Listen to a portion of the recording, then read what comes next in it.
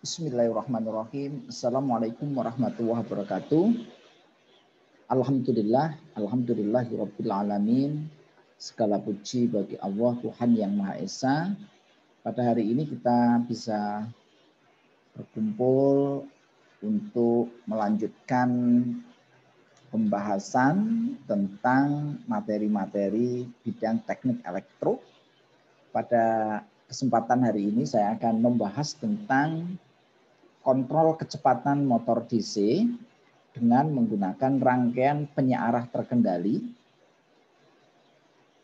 menggunakan pendekatan PID atau proporsional, integral, derivatif. Motor DC merupakan salah satu aplikasi di dunia industri yang banyak digunakan sebagai mesin penggerak atau mesin kontrol untuk berbagai macam proses yang ada di industri. Nah, kemarin kita sudah bahas tentang rangkaian penyearah terkendali. Nah, di sini nanti saya ingin tambahkan sesuatu yang penting, yaitu sistem penyearah terkendali yang dikontrol secara closed loop, sehingga nanti bisa menghasilkan sistem kontrol yang lebih baik dalam menghasilkan kecepatan putar dari motor DC. Nah, untuk biodata singkat saya nanti bisa dilihat di sini. Untuk teman-teman yang mungkin mengalami kesulitan, nanti bisa kontak saya lewat HP maupun e-learning. Nah, untuk referensi saya menggunakan buku aplikasi elektronika daya pada sistem tenaga listrik yang membahas tentang berbagai macam pokok bahasan dan materi tentang elektronika daya dan aplikasinya. Nah, salah satu aplikasi dari elektronika daya ini adalah pada pengaturan atau pengontrolan motor listrik. Selain di pengaturan motor listrik, banyak juga nanti di pengaturan peralatan sistem tenaga listrik yang lain, seperti pemanas, peralatan-peralatan di industri, maupun peralatan-peralatan rumah tangga dan kantor. Nah, buku ini Anda bisa dapatkan melalui UNY Press, atau Anda bisa download ya buku ini melalui e-learning Bismart, e-learningnya Universitas Negeri Yogyakarta.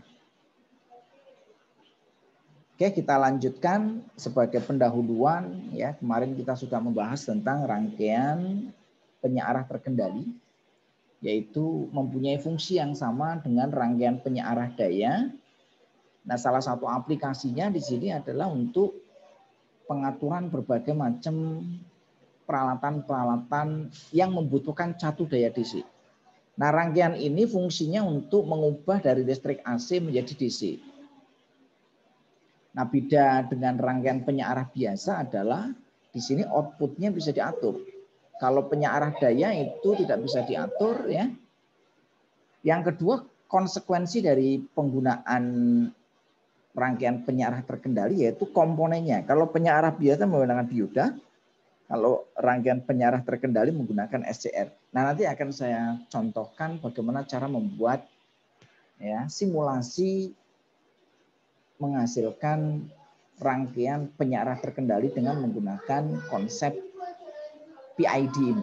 Ya. Nah, di sini hasilnya adalah kalau yang penyearah terkendali itu tegangan DC-nya nanti bisa diatur, kalau yang untuk penyearah daya itu tetap. Nah, bicara tentang aplikasi dari rangkaian penyearah daya terkendali, itu bisa digunakan berbagai macam aplikasi ya.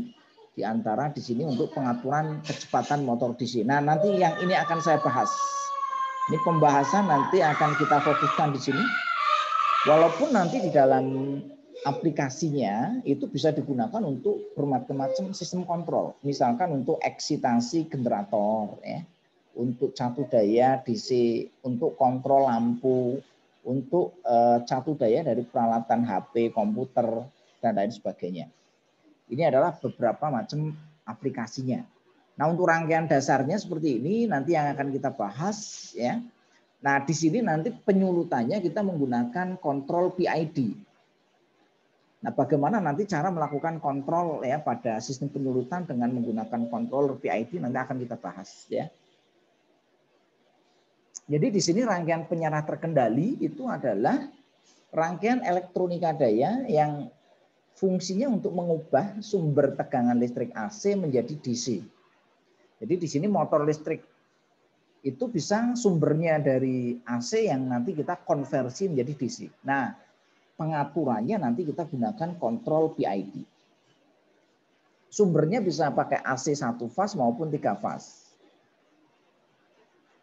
Konsepnya kemarin sudah saya jelaskan ya. Di sini inputnya AC, outputnya DC. Inputnya bisa AC 1 maupun 3 fase, outputnya DC variabel. Nah, variabel itu nanti kita gunakan untuk mengatur ya kecepatannya sesuai dengan kebutuhan. Set point yang kita kehendaki nanti seperti apa. Nah, komponennya nanti pakai SCR. Fungsinya nanti untuk switching, converting, dan controlling. Nah, fungsi ini nanti Anda bisa lihat video saya tentang konsep elektronika daya, sehingga nanti Anda bisa memahami berbagai macam fungsi dari peralatan-peralatan semikonduktor. Karena utamanya pada pokok bahasan elektronika daya itu adalah electronic switching. Nah, kuncinya di sini. Kita melakukan konversi berbagai macam besaran listrik dari AC ke DC, dari DC ke DC, dari AC ke AC maupun dari DC ke AC. Itu semua konsepnya menggunakan electronic switching. Sehingga dengan konsep ini maka akan menghasilkan efisiensi dan efektivitas. Nah, ini adalah untuk komponen dari SCR-nya. Ada berbagai macam ya jenis SCR yang banyak digunakan di dunia industri. Nah, kalau kita tinjau dari sisi sumbernya itu bisa sumber AC1 maupun 3 fase. Kalau dari penyaarahannya nanti ada penyaarah gelombang penuh, setengah gelombang maupun semi konverter. Nah, sedangkan kalau ditinjau dari pembebanannya nanti beban R dan beban RL. Nah, untuk motor DC itu nanti bebannya di sini ada beban RL. Ini masuk di sini. Kalau lampu, ya lampu pijar, lampu LED itu masuk beban resistif. Pemanas itu masuk resistif. Nah, sekarang kita masuk dalam konsep sistem kontrol PID. Nah, PID itu adalah salah satu sistem kontrol yang menggunakan pendekatan kontrol loop tertutup. Jadi di dalam ini ya ada dua macam pendekatan, yaitu loop terbuka dan loop tertutup. Bedanya apa? Loop terbuka itu tidak membutuhkan sensor. Tidak ada feedback. Jadi misalkan kita pengen sebuah plan itu kalau motor DC pengen kecepatannya X, ya sudah langsung kita kasih controller. Kalau nanti terjadi perubahan terhadap kecepatan ya nanti tidak bisa mengkompensasi, maka harus dikontrol lagi nanti kontrolernya. Nah, untuk PID itu kita nanti menggunakan pendekatan kontrol loop tertutup. Artinya loop tertutup apa? Di sini ada feedback. Jadi di sini ini adalah output, itu nanti di feedback dengan menggunakan sensor. Kalau di sini motor, berarti nanti di sini ada sensor kecepatan. Kalau untuk suhu berarti nanti ada sensor suhu. Kalau untuk flow ada sensor flow. Kalau nanti untuk volume nanti ada sensor volume dan lain sebagainya. Ini adalah untuk sistem kontrol loop tertutup. Kuncinya di sini. Nah, feedback ini nanti dia akan dibandingkan dengan set point. Di sini nanti kita bandingkan dengan set point. Sehingga nanti di sini ada positif dan negatif. Apabila outputnya itu lebih besar dari set point, maka akan terjadi error. Error itu adalah output dikurangi dengan set point. Nah, di sini nanti controller akan melakukan aksi kontrol. Sehingga nanti dia akan memberikan kontrol ke plan, harapannya nanti output akan memperbaiki. Demikian terus seterusnya ini dilakukan proses secara loop tertutup. Nah, untuk sistem loop tertutup itu merupakan sistem yang mengukur keluaran aktual, tadi sudah saya jelaskan ya, keluaran aktual itu output ya, dari suatu proses dan membandingkannya dengan keluaran yang diinginkan atau set point. Nah, proses penyesuaian akan dilakukan sampai hanya terjadi perbedaan yang sedikit atau toleransinya berapa persen. Jadi misalkan kita, karena untuk output sama dengan set point itu tidak mungkin. Pasti ada perbedaan. Nah, perbedaan itu bisa ditoleransi. Ini namanya ketelitian. Misalkan kita untuk kecepatan motor DC kita mengendaki kecepatannya 1200 rpm. Nah, toleransinya berapa? Plus minus 1%. Nah, kalau 1% berarti 1/100 kali 1200. Berarti plus minusnya 12 rpm. Berarti nanti ring kecepatannya adalah 1188 sampai dengan 1212. 1188 sampai 1212 rpm. Ini yang dimaksud dengan toleransi. Jadi nanti prosesnya akan terus seperti itu. Nah, ini adalah untuk inputnya, ini adalah set point yang diinginkan, ini adalah controllernya, di sini nanti ada error, di sini ada macam-macam lah. Itu adalah untuk sistem kontrol loop tertutup. Nah, sistem kontrol loop tertutup itu nilai yang keluarannya Y akan dibandingkan dengan nilai set point-nya atau X. Nah, selisih ini nanti yang dinamakan dengan error. Untuk mengendalikan sistem itu perlu dibangkitkan sinyal pengendali, yaitu U yang didasarkan pada nilai error ini. Apakah dia positif atau negatif. Nah, kriteria performansi dari sebuah sistem ya itu ditentukan oleh minimal 4 variabel. Yang pertama adalah kecepatan respon. Apa yang dimaksud dengan kecepatan respon? Yaitu adalah perubahan variabel keluaran Y terhadap acuan X. Jadi seberapa cepat nanti keluaran itu nanti akan berubah. Merespon dari nilai acuan yang telah ditetapkan, X ya. Yang kedua adalah error atau E di sini. Yaitu apa? Selisih antara nilai yang diinginkan, X, dengan variabel proses keluaran Y. Setelah sekian waktu berlalu. Ini harus diperhatikan berapa errornya. Yang ketiga, karena di sini sistem loop tertutup, maka di sini perlu diperhatikan masalah stabilitas.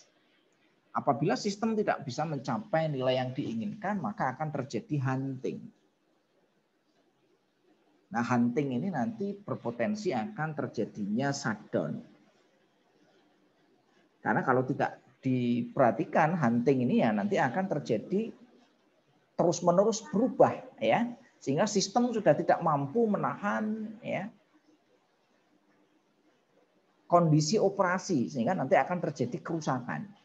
Sampai nanti peralatan proteksi nanti akan memutuskan sehingga terjadi shutdown.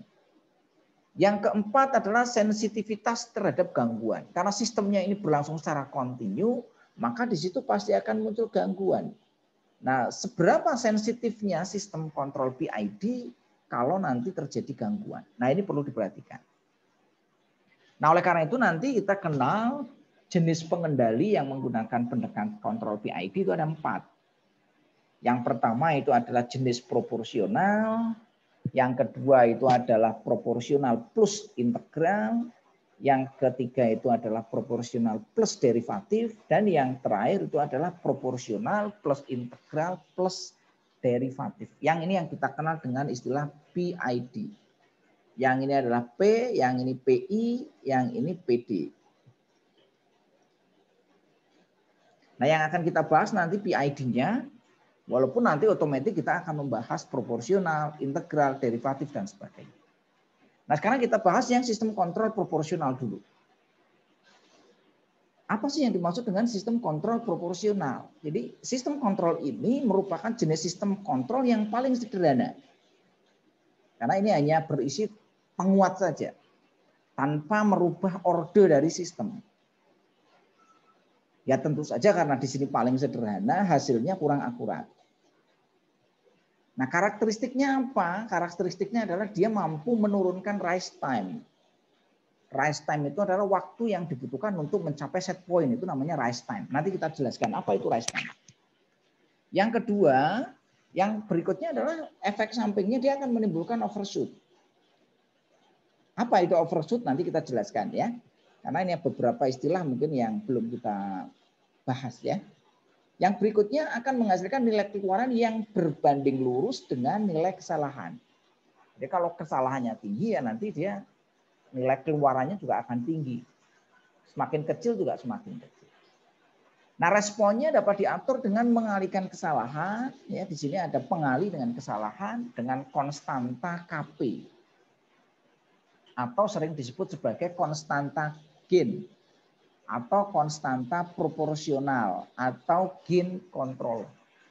Nah, sehingga di sini karena memunculkan overshoot, maka dia butuh yang namanya kompensasi. Hati-hati menggunakan sistem kontrol proporsional karena akan muncul overshoot. Sehingga saran saya kalau menggunakan ini ya perlu ada nanti kompensasi dengan apa? Dengan integral atau derivatif atau PID. Proporsional, integral, dan derivatif. Yang kedua adalah kontrol integral. Kontrol integral itu berbanding lurus dengan besar dan lamanya error. Karena di sini nanti ada peningkatan order system. Kalau proporsional, order sistemnya tetap. Tapi kalau integral, dia peningkatan order system. Kalau derivatif, dia menurunkan order system. Nah, integral dalam kontrol PID itu adalah jumlah error setiap waktu dan mengakumulasi offset yang sebelumnya telah dikoreksi. Ini adalah konsep dari sistem kontrol integral. Nah, error yang terakumulasi tadi itu nanti dikalikan dengan integral gain-nya atau KI. Sehingga nanti akan menjadi keluaran dari controller. Nah, controller ini tujuannya untuk apa? Yaitu untuk mempercepat perpindahan proses menuju set point. Jadi nanti di sini lebih meningkatkan perpindahan proses menuju set point dan menghilangkan error pada steady state. Yang tadi dihasilkan oleh kontrol proporsional. Jadi nanti kalau pakai proporsional akan muncul error steady state. Nah, dengan menambahkan integral ini nanti errornya bisa kita hilangkan. Nah, di sini dengan adanya ini ya, maka overshoot tadi yang dihasilkan oleh proporsional nanti bisa kita reduksi ya. Nah, ini adalah persamaan dari kontrol integral. Yang berikutnya adalah sistem kontrol derivatif ya. Nah, ini untuk derivatif itu tadi ya menurunkan order system, yaitu turunan error pada proses yang dihitung dengan menentukan kemiringan error setiap waktu dan mengalihkan perubahan tiap waktu dengan gain derivatif atau KD, koefisien derivatif. Nah, aksi derivatif itu mampu memprediksi perilaku dari sistem, kemudian dapat memperbaiki waktu tinggal dan stabilitas sistem. Nah, dengan ini ya, ini bisa meningkatkan stabilitas dari sebuah sistem. Walaupun secara umum itu aksi derivatif sendiri itu tidak pernah digunakan. Biasanya ini nanti dikombinasikan kalau nggak PD, PID. Tidak ada juga ID, nggak ada. Jadi adanya PD dan PID atau PID. Nah, sekarang kita bahas tentang respon transien dari sebuah sistem. Transien itu artinya adalah peralihan. Jadi sebuah sistem untuk mencapai sebuah set point itu perlu peralihan. Ya, biasanya nanti di dalam sistem kontrol itu nanti dilihat dari aksi terhadap peralihannya seperti apa. Nah, di sini bisa kita lihat ada analisis respon sistem itu berkaitan nanti dengan kestabilan, yang kedua dengan respon transien itu untuk mengetahui karakteristik sistem, yang ketiga nanti kaitannya dengan error steady state. Jadi gambarannya begini. Manusia apabila disuruh untuk berubah dalam waktu yang sangat cepat, itu nanti kita bisa tahu karakteristiknya. Contoh kalau manusia diberikan masalah yang besar ya dan mendadak tidak perlu mikir, maka dia nanti akan memunculkan respon sistem alamnya dia. Demikian juga dengan peralatan. Begitu dia nanti diminta untuk berubah ya dalam waktu yang sangat singkat, maka dia sifat aslinya akan muncul. Nah, itulah yang dinamakan karakter.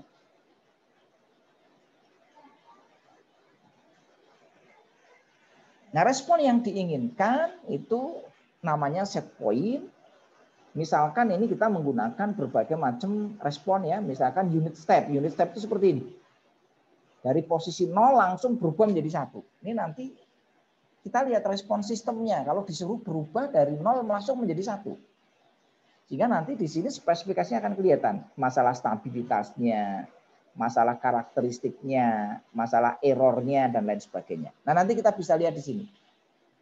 Oke, kita bahas. Nah, pada respon sistem itu ada 3 macam sistem, yaitu yang pertama sistem yang disebut sebagai underdamped, yang kedua adalah critically damped, dan yang ketiga adalah overdamped.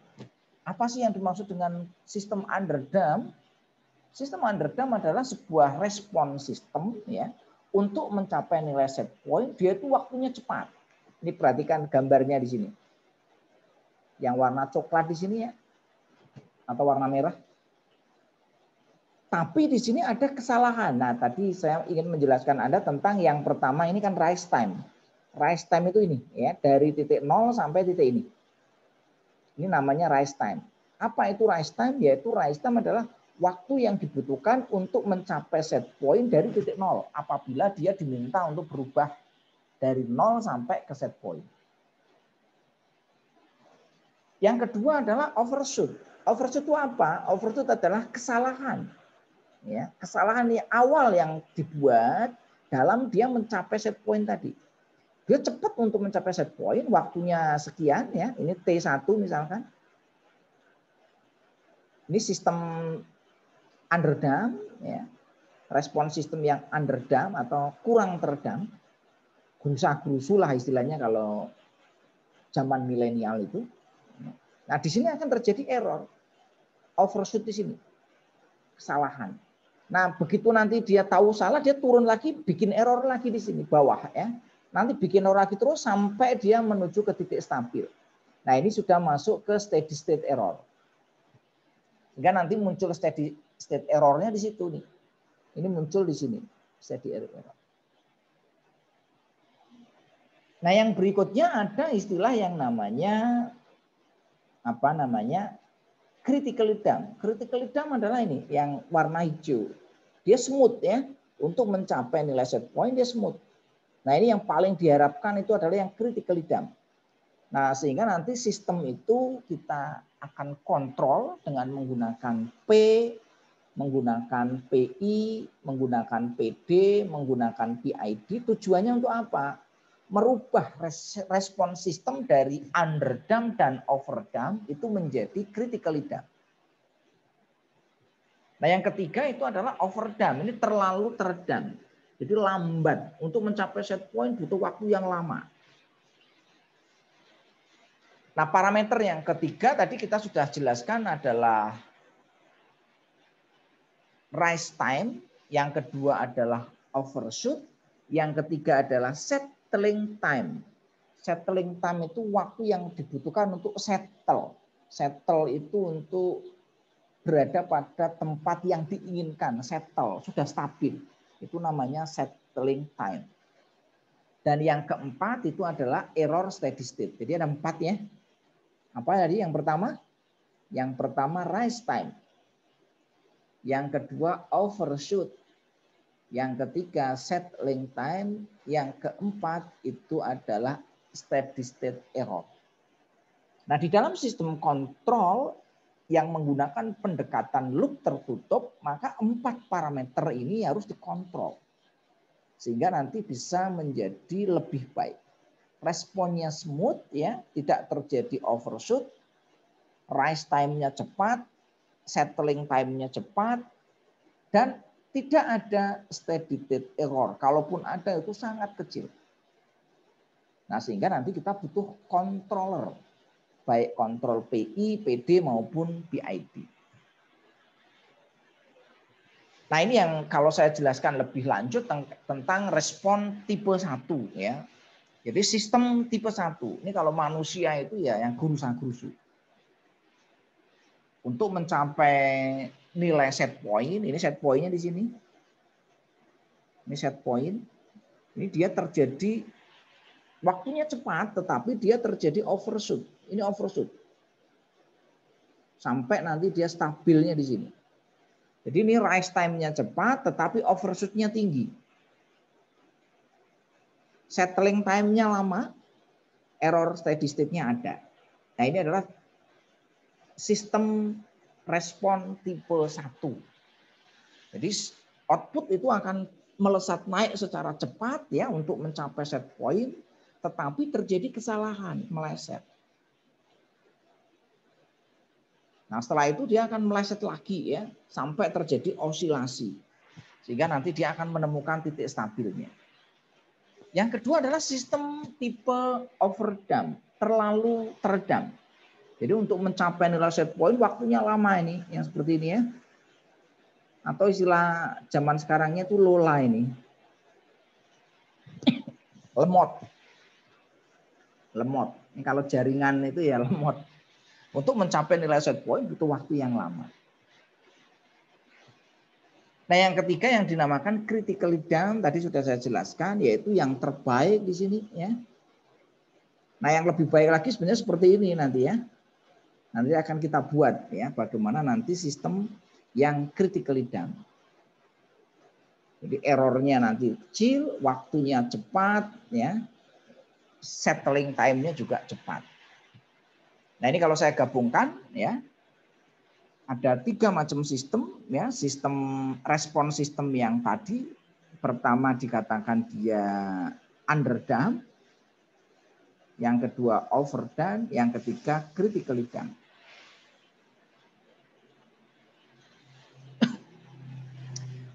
Yang perlu kita perhatikan dalam sistem kontrol loop tertutup adalah masalah stabilitas. Jadi penting sekali apabila kita bicara tentang kontrol loop tertutup, maka stabilitas itu wajib diperhatikan. Artinya apa di sini yang dikatakan stabil? Ini posisi yang stabil itu saya gambarkan ilustrasinya seperti ini. Ini stabil. Artinya dia ada guncangan, dia pun tidak akan terjadi berarti. Tetapi yang sangat tidak stabil yang di sini. Ini sistem yang tidak stabil. Maksudnya bagaimana?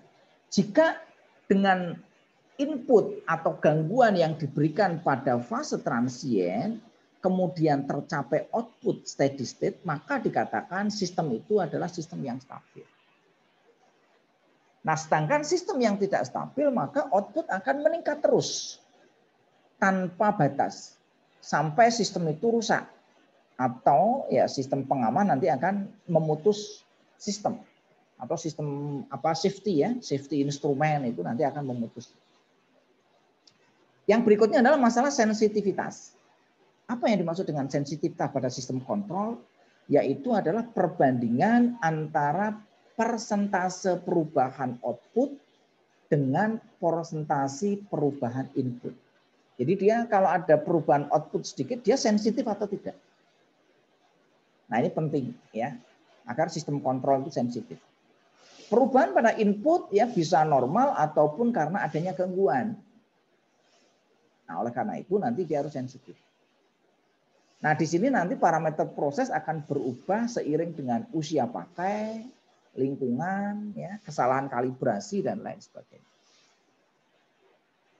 Ini tadi sudah saya jelaskan untuk tipe sistem ya, tipe 1.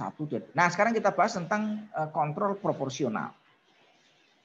Jadi pengendali proporsional secara sederhana itu akan menyesuaikan penguatan K dari sistem ya. Jika proses memiliki penguatan K dan pengendalian memiliki penguatan KP, maka penguatan sistem secara keseluruhan adalah ini. K sama dengan KE dikali KP.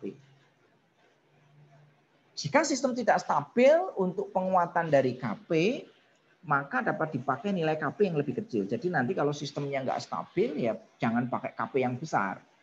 Karena KP yang besar nanti akan menimbulkan overshoot. Sehingga di sini harus dipilih KP yang kecil. Jika tidak terdapat masalah stabilitas, dapat dipakai ya pengendali proporsional ya, sehingga nanti bisa meningkatkan rise time tadi. Waktu rise time-nya cepat. Nah, ini untuk blok controller proporsional ya. Di sini adalah kontrol proporsionalnya. Ini adalah untuk set point-nya. Ini plus minusnya. Ini set point. Ini output-nya di sana, nanti ini di sensor ya. Ini output. Nah, ini adalah feedback dibandingkan nanti dengan set point. Nah, di sana nanti akan dikalikan dengan ini. Nah, pengaruh pada sistem tadi ya akan menambah atau mengurangi kestabilan, mengurangi atau bukan menghilangkan error steady state.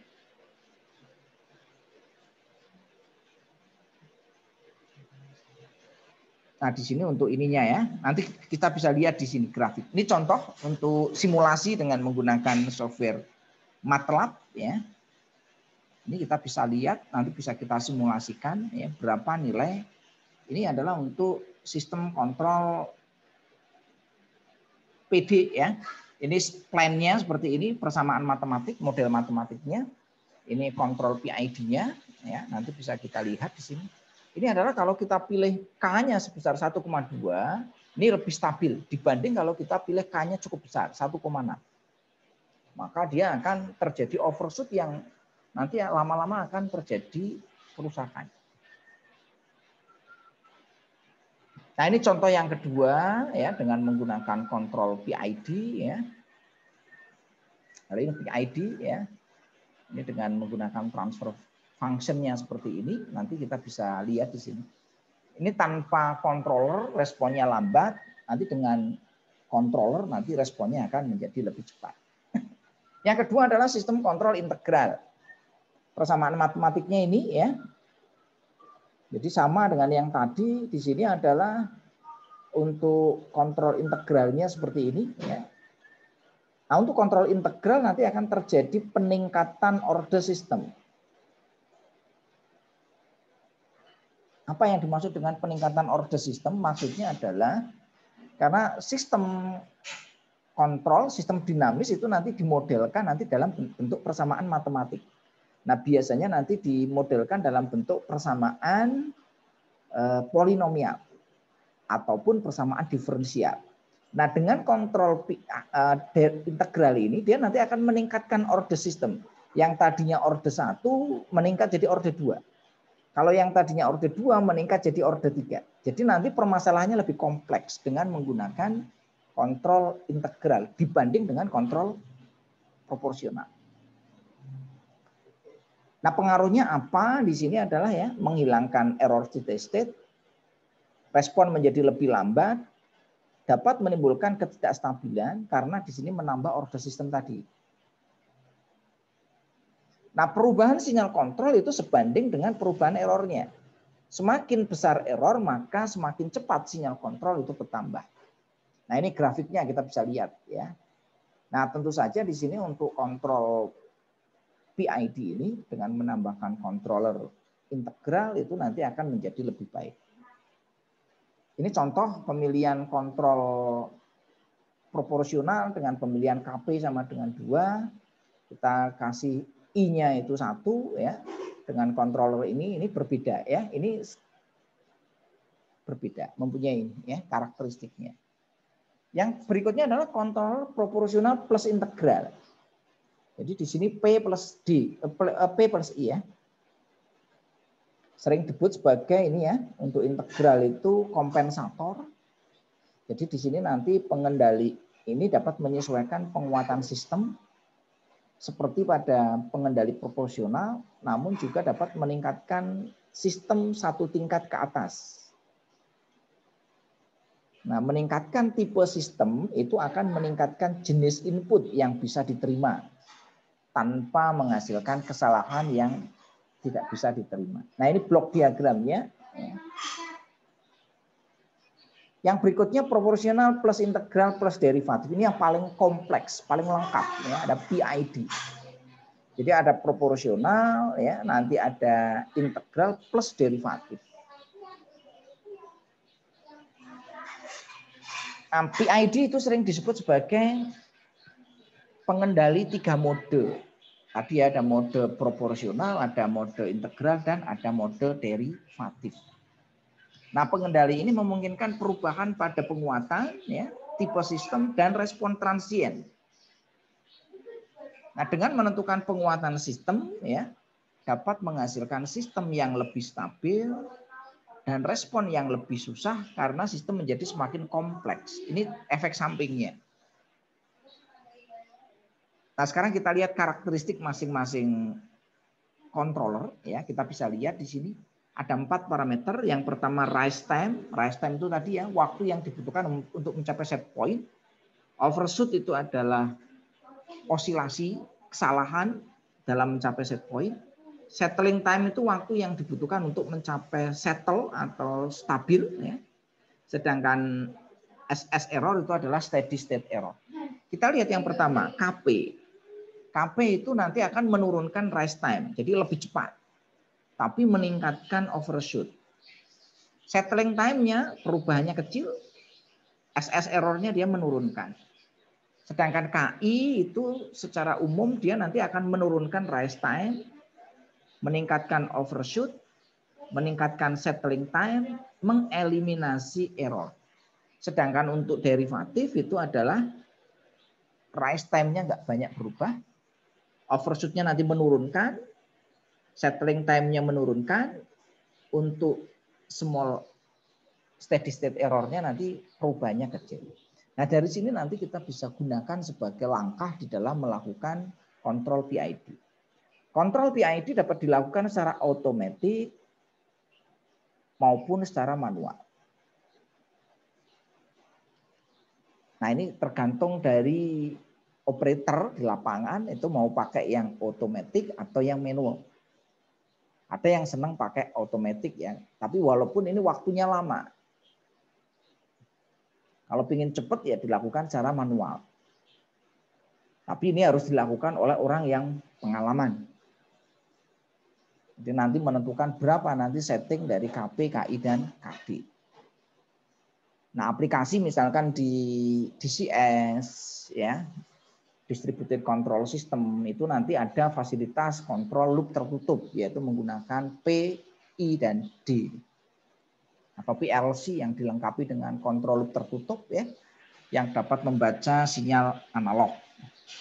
Nah, sedangkan karakteristik dari ini, ya, ini adalah pengendali 3 mode tadi, ya, mampu untuk menentukan ini, ya. Nah, sekarang kita bahas untuk simulasi controller dengan software PSIM. Saya punya rangkaian penyarah terkendali di sini, ya. Sudah saya jelaskan sebelumnya, rangkaian penyarah terkendali itu terdiri dari, ini adalah sumber AC, ada 4 buah SCR, ini SCR1, ini SCR2, ini SCR3, ini SCR4. Nah, SCR ini nanti dikontrol dengan menggunakan kontrol PID. Ini nanti ada bebannya berupa motor di sini. Ini ada motor. Di sini nanti ada sensor kecepatan. Ini ada sensor torsi. Ini sensor kecepatan. Ini sensor torsi. Nah, ini bebannya untuk torsi konstan. Ini beban untuk motor. Nah, di sini sudut penyulutannya saya menggunakan controller PI dan D. Ini adalah PI, proporsional integral, ST ini adalah derivatifnya. Nah, di sini nanti untuk kecepatan saya sensor, ya, masuk ke dalam sini, masuk ke set point, saya bandingkan dengan set point yang ada di sini. Setelah itu nanti kita gunakan untuk menyulut SCR di sini. Ini untuk penyulutan yang 1 dan kedua di sini. Nah, hasilnya seperti apa setelah kita simulasikan? Ini adalah bentuk gelombang inputnya, gelombang input, ini bentuk gelombang outputnya. Nah, bentuk gelombang outputnya nanti bisa kita kontrol sesuai dengan yang kita kehendaki. Tujuannya apa sih? Tujuannya kan ingin mendapatkan kecepatan di sini. Kecepatannya berapa? Ya, nanti kita bisa lihat. Nah, di sini nanti kita akan lihat untuk hasil kecepatannya seperti apa. Di sini saya setting kecepatannya adalah 1200 rpm. Nah, nanti bisa dilihat di sini. Ini untuk mencapai kecepatan 1200 dibutuhkan waktu yang relatif singkat di sini ya. Tidak terjadi overshoot ya. Alhamdulillah di sini untuk sistemnya sudah bagus karena tidak terjadi overshoot. Ya, waktunya cepat, relatif cepat. Ini saya buat untuk 100 detik, ini dalam waktu ya kurang dari 3 detik itu sudah bisa mencapai settling time ya, dan tidak ada terjadi overshoot yang lain. Jadi ini cukup smooth ya. Nah, saya kira itu ya. Kita lanjutkan nanti untuk simulasi ya dengan software PSIM. Ini sudah saya buatkan. Ya, di sini kita lihat ya. Saya ulangi aja untuk ininya pakai screen aja. Ini adalah untuk rangkaian tadi yang sudah saya sampaikan pada presentasi. Di sini ada software PSIM yang sudah saya buat. Cara membuatnya gampang ya. Tinggal drag and drop aja. Ini kalau butuh sumber ya di sini kita tinggal tarik yang ada di bawah, tempel. Butuh SCR ya kita tinggal tempel di sini. Tempel di sini. Butuh motor ya kita tinggal kontrol di sini ya. Motor drive di sini, DC mesin ya. Nanti setelah itu kita rangkai ya. Nah, ini saya kira nggak perlu saya jelaskan cara merangkainya. Nanti Anda bisa lihat tutorial sebelumnya bagaimana cara merangkai rangkaian pada PowerSim. Nah, setelah itu nanti kita tinggal tentukan di sini kontrolnya. Kita ingin membuat apa di sini? Ini misalkan kita ingin melihat tegangan input dan tegangan outputnya. Nanti kita simulasikan, kita running simulation. Nah, nanti kita bisa lihat di sini. Nah, di sini kita akan lihat V inputnya berapa. Ini adalah tegangan inputnya. Yang berikutnya nanti V outputnya kita lihat. Nah, kita bisa lihat di sini. Ini artinya tegangan outputnya sudah DC ya. Perhatikan di sini 0 ini 120 ya. Ini artinya tegangannya sudah DC dan kita picu, SCR-nya sudah bisa melakukan pemicuan dengan baik ya. Nah, nanti bisa dianalisis di sini berapa nilai tegangan rata-ratanya. Berapa nanti nilai tegangan RMS-nya. Kita nanti bisa lihat di sini. Sehingga nanti kita bisa tahu ya berapa nanti nilai tegangannya. Nah, kita kembali lagi ke sini. Untuk motornya kita set di sini kecepatannya adalah ini ya, untuk kecepatan motornya 1200 ya. Nah, kita cek coba ya untuk melihat kecepatan motornya. Nah, untuk melihat kecepatan motor kita nanti setting time-nya lebih panjang. Kita set aja 50 atau 100. Nah, tergantung dari komputer Anda.